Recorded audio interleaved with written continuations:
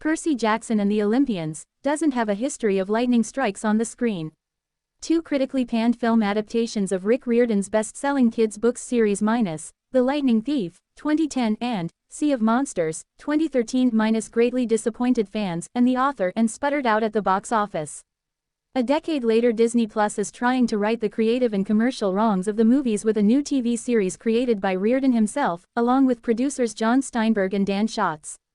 Percy Jackson and the Olympians, streaming Wednesdays on Disney Plus. Premiere episode is also on Hulu. Out of 4 certainly lacks the glitzy Hollywood makeover the movies gave Percy and his 2 main companions, casting age-appropriate actors.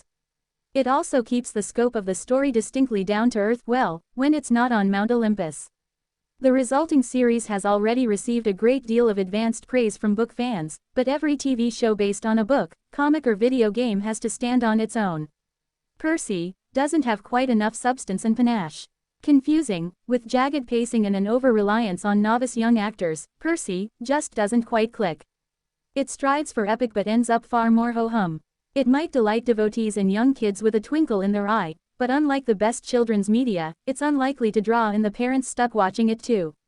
Percy Jackson Walker Scoble is a 12-year-old outcast living in New York with few friends and a lot of strange occurrences in his daily life. One day Percy discovers that he's no normal tween but in fact a half-blood demigod. All that Greek mythology he learned about in English class. It's all real, and now monsters like minotaurs and furies are after him. Percy's adventure takes him to Camp Half-Blood, a summer camp full of surly, superpowered, part-godly adolescents. He's barely settled into his new life when he is given a mandatory quest to stop all-powerful gods like Zeus, Poseidon and Hades from going to war and might just help him rescue his mother. With his friends or frenemies Annabeth, Leah Jeffries, daughter of Athena, and Grover Aryan Simhadri, a mythical satyr, Percy sets out for the wilds of, well, rural New Jersey and the other unseen magical parts of the regular world. If it sounds like a lot to take in, it is. And unfortunately the series does a poor job explaining it all. The pace, particularly of the first 3 episodes, is all wrong, with the momentum of fight scenes, prepubescent outbursts and exposition sessions by emotionally distant adult authority figures starting and stopping jarringly. It's as though Riordan and the other writers were unsure where and how to split the story up into the series' half-hour episodes, so chose beats at random. The story hardly seems to have begun, and then suddenly you're halfway through. Without a firmer background given to the audience, Percy struggles to create effective stakes.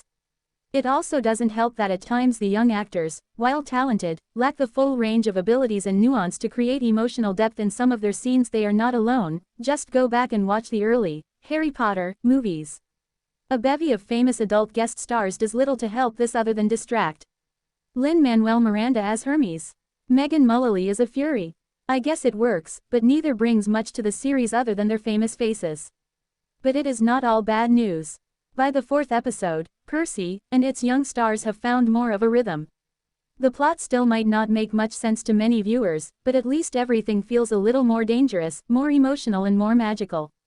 After all, what's the point of finding out you're secretly part Greek god if there isn't a little magic behind all the mayhem? According to Riordan and the producers, fidelity to the original story was the highest priority in the Disney Plus series. As a non-reader I can't judge them on that. But I can say, that worthy goal sometimes gets in the way of a more important one, creating a good TV show. If only the gods sent Percy on that quest.